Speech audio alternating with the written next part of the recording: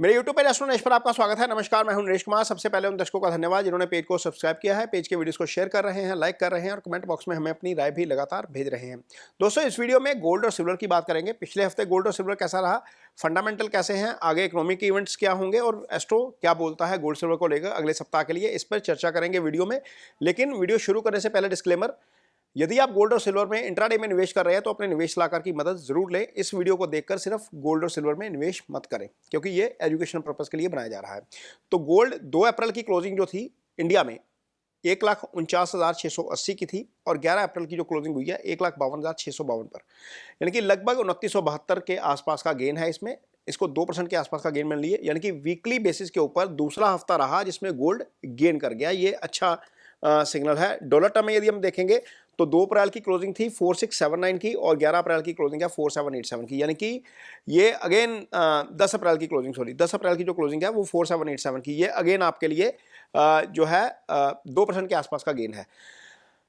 2% का gain gold में, dollar term में भी 2% का गेन जो है वो इसमें भी। और यदि इंडिया में आते हैं तो 2 अप्रैल की क्लोजिंग जो सिल्वर की थी 2,32,495 की थी। 10 अप्रैल की जो क्लोजिंग रही है 2,43,274 की रही है, यानी कि लगभग 10,779 रुपये का डिफरेंस है इसमें। और यदि इसको परसेंटेज में काउंट करेंगे तो परसेंटेज में बिल्कुल माइनर ही लगता है, लगभग आधा % के आसपास का गेन लगता है।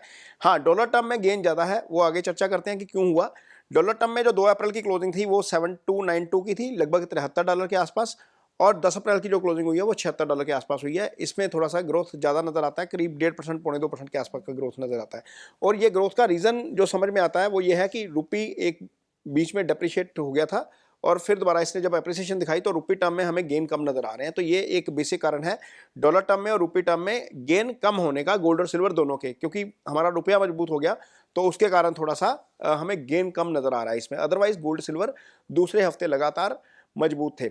और फंडामेंटली यदि देखते हैं तो यदि आगे इसको जाकर देखेंगे तो जिस तरीके से क्रूड की कीमतें बढ़ी हैं, क्रूड एक बेसिक इंग्रेडिएंट है किसी भी चीज। जैसे हमने घर में रोटी बनानी हो ना, वो चाहे गोभी की बनानी है, चाहे आलू की बनानी है, चाहे मिक्स वेज की बनानी है, तो उसमें इंग्रेडिएंट मेन आटा डलेगा ही डलेगा। ऐसे जो इन्फ्लेशन है उसका मेन इंग्रेडिएंट क्रूड है। क्रूड महंगा है तो सब महंगा हो जाएगा। अब इमेजिन करिए $55 का क्रूड फरवरी में, $55-60 की रेंज का क्रूड आज की डेट में $90-100 के बीच में है। मान लीजिए ये जो बातचीत चल रही है इस्लामाबाद में, जब हम ये वीडियो शूट कर रहे हैं तो बातचीत चल रही है दोनों पक्षों में, कुछ चीज़ों पर सहमति भी हुई है। मान लीजिए बातचीत जो चल रही है उसके बाद क्रूड की कीमतें डाउन आती भी हैं तो कितनी ही आ जाएंगी, लगभग $80, $70-80 के बीच का रेंज रह सकता है। क्योंकि जो सप्लाई बंद हुई है, जो पूरे गल्फ में जो बंद हुई है, जैसे सऊदी अरब से, कुवैत से, ईरान से, इराक से, यूएई से जो सप्लाई बंद हुई है, उस सप्लाई को शुरू करने में या उसको नॉर्मलाइज लाने में समय लगेगा। जब नॉर्मलाइज लाने में समय लगेगा तो उसके बाद क्या होगा, जैसे इंडिया है या चाइना है, बाकी कंट्रीज हैं जिनके पास रिजर्व पड़ा था ऑयल, जिन्होंने रिजर्व निकाला है, वो रिजर्व दोबारा जमा करना शुरू करेंगे तो अल्टीमेटली इसको नीचे नहीं आने देंगे।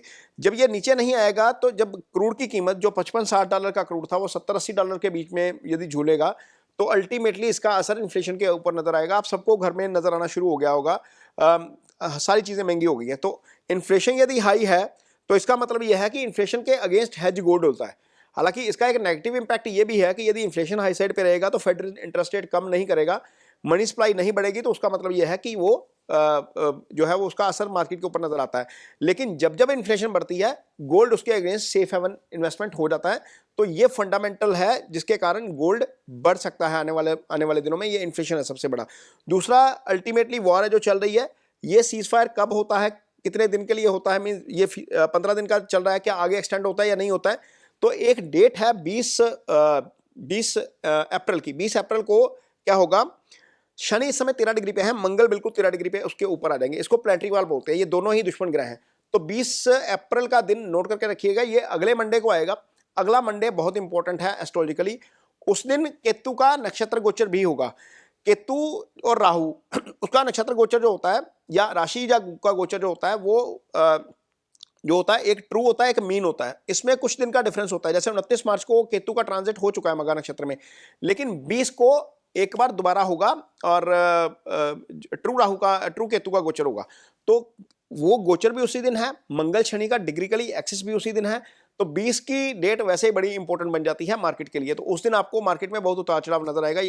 कोई भी ट्रेड करते हैं आप उसका ध्यान रखिएगा, चाहे वो इक्विटी में है चाहे वो बुलियंस में है। ये 20 की डेट है, ये पहले वीडियो में बता दी गई, आगे भी लगातार आपको इंफॉर्मेशन इसके बारे में देते रहेंगे।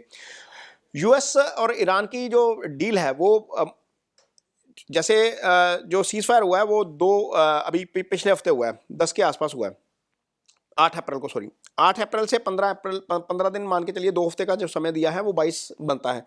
तो 20 की डेट है। हो सकता है उसके बाद चीजें पॉजिटिव साइड की तरफ बढ़े, वार ना रुके। जिस तरीके से ट्रंप ने बोला है कि हमारी जो मशीनरी है या हमारा जो वार इक्विपमेंट्स है सारे या बेड़े हैं उनके, वो समुद्र में ही रहेंगे, वहां पर खाड़ी में रहेंगे, वार भले ना रुके, ये जो सीज फायर है वो एक्सटेंड हो जाए हफ्ते के लिए, 10-15 दिन के लिए, ये हम बैक ऑफ द माइंड लेके चलेंगे।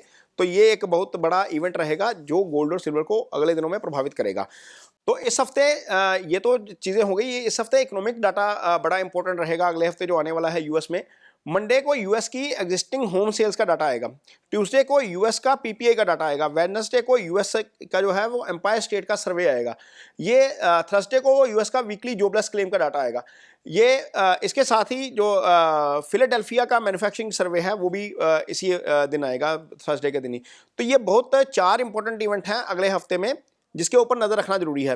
इधर हमारे यहाँ पर इंडिया में यदि देखेंगे तो 14 तारीख को बाबा साहब भीमराव अंबेडकर जी की जयंती है, उसके उपलक्ष्य में बाजार बंद रहेगा, लेकिन शाम को कमोडिटी बाजार खुलेगा, इक्विटी बंद रहेगा, कमोडिटी खुलेगा।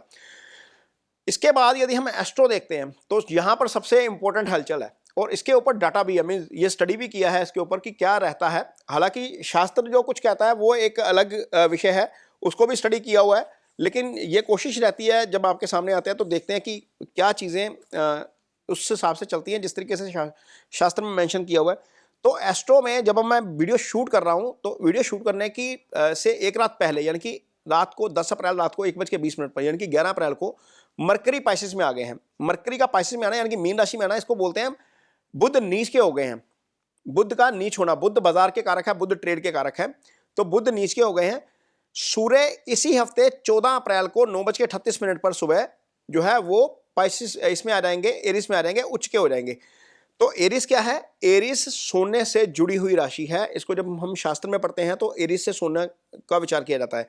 सूर्य सोने के कारक हैं, तो ये एक्टिव है इस समय 14 अप्रैल को 9:38 के बाद। तो क्या यहां पर तेजी आनी चाहिए? तो बिल्कुल शास्त्र के हिसाब से तो बनती है। सैटर्न जो है वो 12 अप्रैल को सुबह 5 बजे राइज कर जाएंगे, यानी कि आज हम 11 अप्रैल को ये वीडियो शूट कर रहे हैं, शनि अस्त चल रहे थे, 12 अप्रैल को सुबह 5 बजे उदय हो जाएंगे।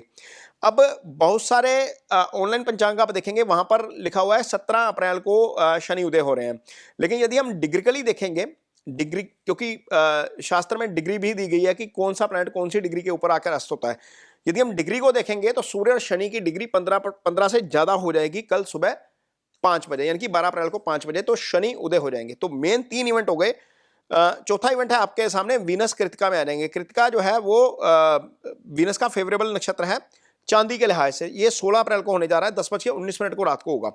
तो यदि हम टोटल इसको देखेंगे, इसको प्लैनेटरी इवेंट्स को, चाहे वो आप सूर्य देखिए, चाहे वो आप शनि का उदय होना देखिए, चाहे आप मरकरी को देखिए, तो ये सारे इवेंट इंडिकेट कर रहे हैं कि बुलियंस में अब तेजी बननी चाहिए। तो ये क्या तेज कैसे बनेगी? मरकरी जो रहा है पिछले 10 साल का डाटा निकाला गोल्ड का, सिर्फ गोल्ड का निकाला है, सिल्वर का नहीं निकाला, क्योंकि गोल्ड से ही सिल्वर चलता है, साथ साथ ही चलते हैं। तो 2016 में जब मरकरी जो है वो नीच राशि में आए थे, यानी कि मीन राशि में आए थे, तो इस ट्रांजिट के दौरान जो इसका रिजल्ट था मरकरी का गोल्ड का, वो माइनस रहा था। बाय द वे टोटल 10 में से 5 बार इसमें मीन राशि में गोचर के दौरान, मरकरी के मीन राशि में गोचर के दौरान 5 बार गोल्ड पॉजिटिव रहा है, 3 बार नेगेटिव रहा है, 2 बार फ्लैट बंद हुआ है। तो 2016 में माइनस में था, 2017 में गोल्ड प्लस में था, 2018 में माइनस में था, 2019 में भी माइनस में था। फिर 2020 में, 2021 में जब मरकरी मीन राशि में थे तो गोल्ड सिल्वर दोनों प्लस में थे, और 2022 में फ्लैट था, यानी कि फ्लैट भी था तो बिल्कुल 1% के विद इन 1% था, प्लस वाला फ्लैट था। 2023 में भी प्लस था, 2024 में भी गोल्ड तेज था, फ्लैट था, 2025 में गोल्ड ने तेजी दी थी। तो लार्जली देखते हैं तो यहाँ पर पॉजिटिव नजर आता है।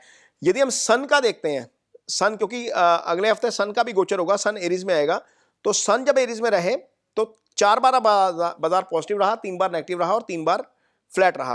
तो सन को देखिए 2025 में पिछले साल बहुत पॉजिटिव था, 24 में ये फ्लैट रहा था, 23 में भी पॉजिटिव था, 2022 में सन के गोचर के दौरान गोल्ड का जो वो है रिटर्न वो माइनस था। मैं मंथली की बात कर रहा हूँ, ये जो सारा डाटा मैं बता रहा हूँ आपको गोल्ड का, ये मंथली का, ये वीकली का नहीं है, क्योंकि ये ध्यान में रहना चाहिए। पता लगे कि यार अगले हफ्ते सन आया, आते ही गिर गया, तो लगे आप बोलो कि यार ये तो गिर गया।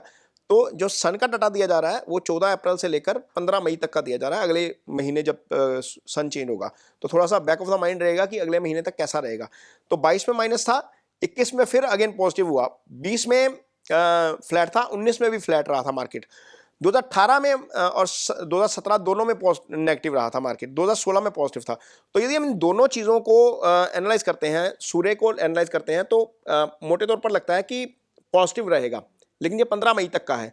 बुध को एनालाइज करते हैं तो बुध का लगता है कि बहुत पॉजिटिव रहेगा। तो अल्टीमेटली यदि इस सब को छोड़ भी दिया जाए तो अगले जो इस समय जो प्लैनेटरी साइकिल बना हुआ है, ये तो शायद खैर हिस्टोरिकल डाटा था, इस समय जो प्लैनेटरी साइकिल बना हुआ है उसके हिसाब से भी तेजी बनती है, क्योंकि मंगल शनि साथ है, पाप ग्रहों की युति तेजी लेकर आती है, मंगल गोल्ड को रिप्रेजेंट करते हैं, उस हिसाब से तेजी बनती है।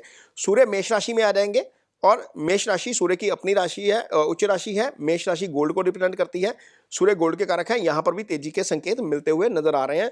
तो अल्टीमेटली अगले हफ्ते से, जैसे पिछले 2 हफ्ते में हमने देखा है कि गोल्ड सिल्वर प्लस में थे, इस हफ्ते भी गोल्ड और सिल्वर में आपको थोड़ा सा पॉजिटिव साइड नजर आना चाहिए। मैं ये नहीं कह रहा कि फट जाएगा, बहुत बुलिश हो जाएगा, ये नहीं है। हाँ, इतना जरूर है कि वॉलेटिलिटी के बावजूद पॉजिटिव रहना चाहिए गोल्ड और सिल्वर अगले हफ्ते में। तो ये एक एस्ट्रो एनालिसिस है, इस एस्ट्रो एनालिसिस को अपनी हेल्प के लिए देखिए, एजुकेशन पर्पस के लिए देखिए। वीडियो आपको कैसा लगा इस पर कमेंट बॉक्स में अपनी राय जरूर दीजिए। यदि वीडियो अच्छा लगे तो उसे शेयर जरूर करिए, पेज को सब्सक्राइब जरूर करिए। इसके साथ ही मुझे दीजिए इजाजत, नमस्कार।